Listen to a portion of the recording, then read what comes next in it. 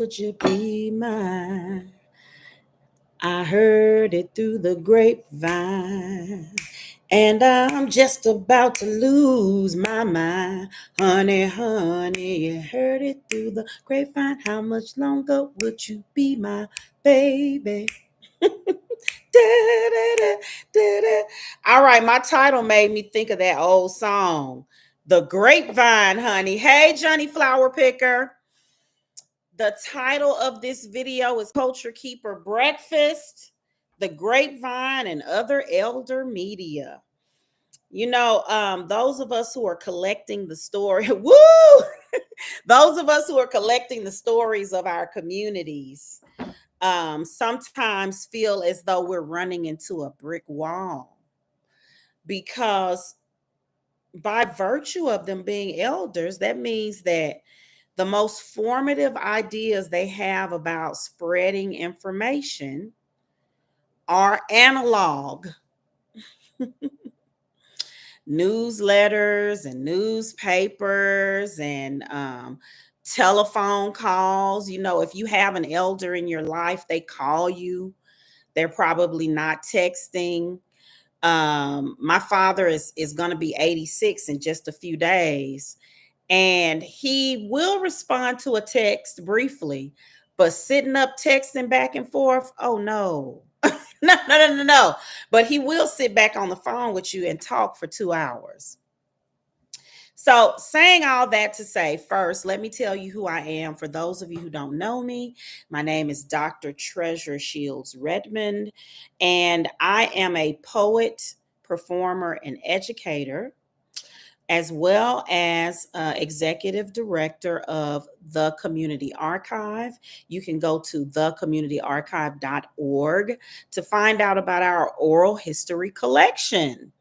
So I'm in the midst of a project releasing episodes on podcast platforms of conversations with descendants of survivors of the 1917 race massacre. In East St. Louis, there was a race massacre in 1917. W.E.B. Du Bois came down and covered it. The fantastic goddess Ida B. Wells came down and covered it. It was an event that was integral to what we now call U.S. history, 20th century U.S. history. But today I wanted to talk about archiving, collecting oral histories and preserving them.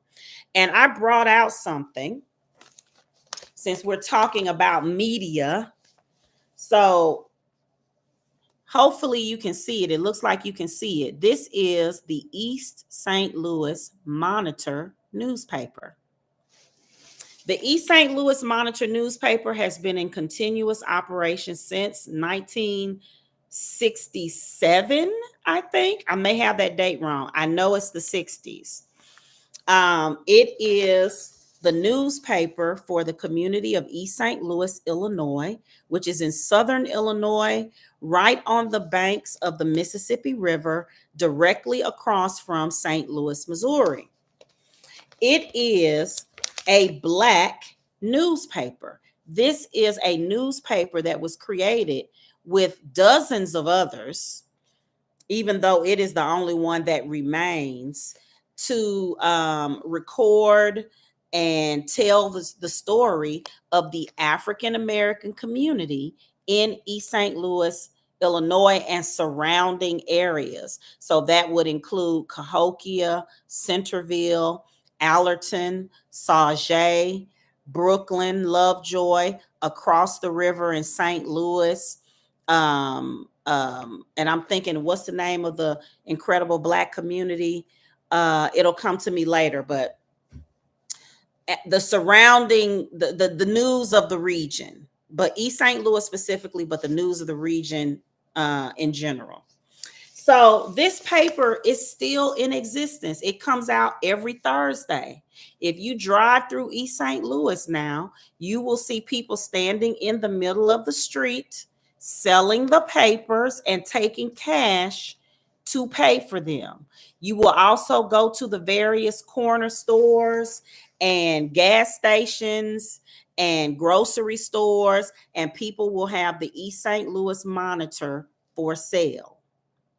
Now, on the cover of the East St. Louis Monitor, you will see a familiar face. That is my face.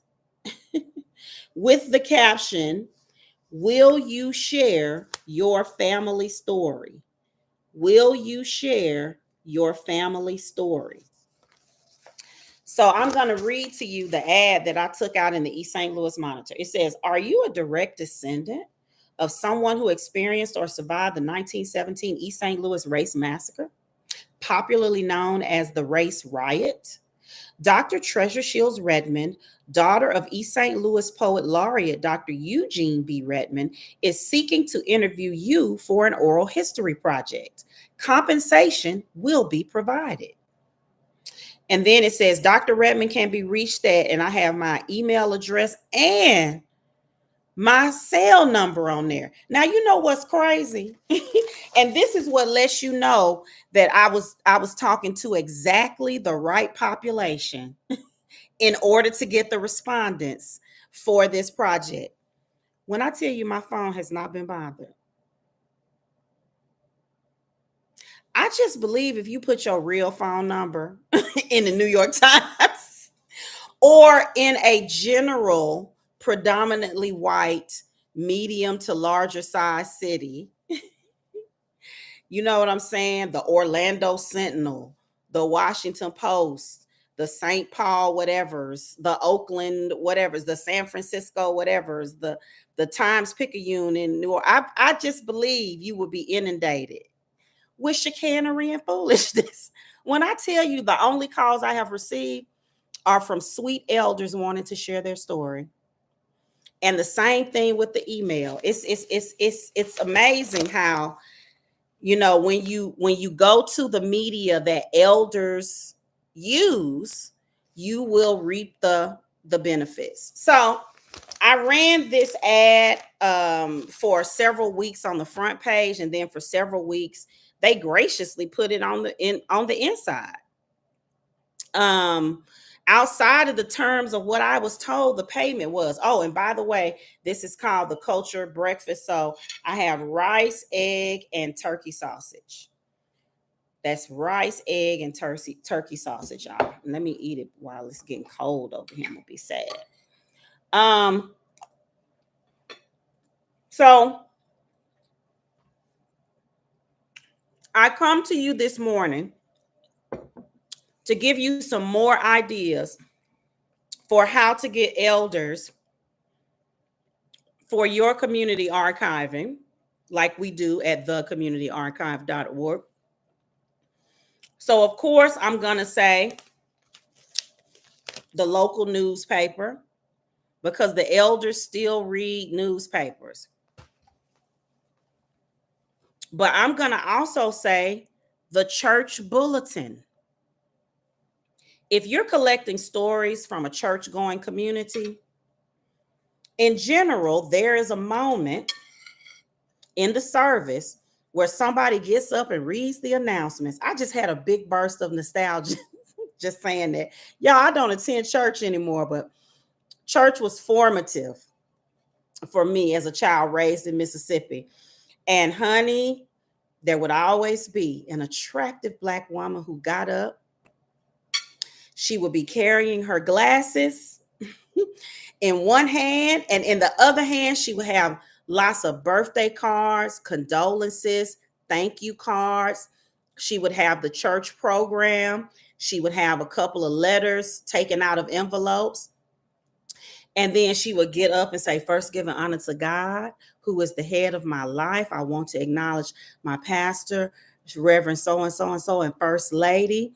My name is Mother blah, blah, blah, blah. And these are the announcements for Saturday, November 13th, 1986. And then she would say, "Thank you from the Evans family. We were so saddened at the loss of our mother, but the beautiful flowers that you provided for our funeral service helped to ease the pain. Oh, and this is the sick and the shut in," and all of that, right? So that woman could read your call for stories for your oral history collection. Or you could put it in the church bulletin, the church program. Or, and of course, you're going to show up with a donation now. Come on now, y'all. Stop trying to get everything free. You can't you can't get the people for free. And I am paying my elders $25 in order to secure their stories and spend time with them. And I feel like it's money well spent. I'm getting off cheap because they are fascinating, cheeky, rich, incredible people. I sat down with one. We had a beer. She poured me a beer while she sat on the porch and smoked her cigarette. It was literally the greatest. But anyway, make use of the churches and the church media. Nowadays the churches have a Facebook group, and they often live stream their services for the people who can't attend in person. So you'll be reaching the people who are there and the people up on the Facebook. So we're going to step out of analog just briefly and say, yes, you can make a call on Facebook. If the elders are anywhere, they are on Facebook. All right. Now, number 2, or are we on number 4? Maybe number 4, maybe number 3. I need for you to go in person to the Elder Community Center or the Elder Living Spaces. Wait until they're having a program for something else, and then you show up and mention that you're looking to collect stories. I guarantee you'll hear from someone. These are just a few of those analog and in-person ideas, but mostly do not discount whatever the local newspaper is. It is so important and valuable, and they are avid and loyal subscribers and readers to this analog media. In the description, I am going to put a link to the newest class, which will be given on Tuesday. Is it Tuesday, November 12th? I think it's Tuesday, November 12th. I can't look up the date, y'all. No, I mean December 12th, Tuesday, December 12th. At 7 p.m. Central Standard Time. The previous class was given about a week and a half ago to rave reviews and people saying, wow, you've given me so much information. This has been really valuable. I have some great, starting points for my oral archiving projects and aims. And I would love for you to join me in December in just a couple of weeks on a Tuesday night. We'll meet via Zoom. I'll send you the private link. You just have to go to the communityarchive.org/shop. And there you will find the very reasonable payment link to join the Feminist Womanist archiving course. I cannot wait for you to join me. Johnny, I hope you come, and I will see you good people next time.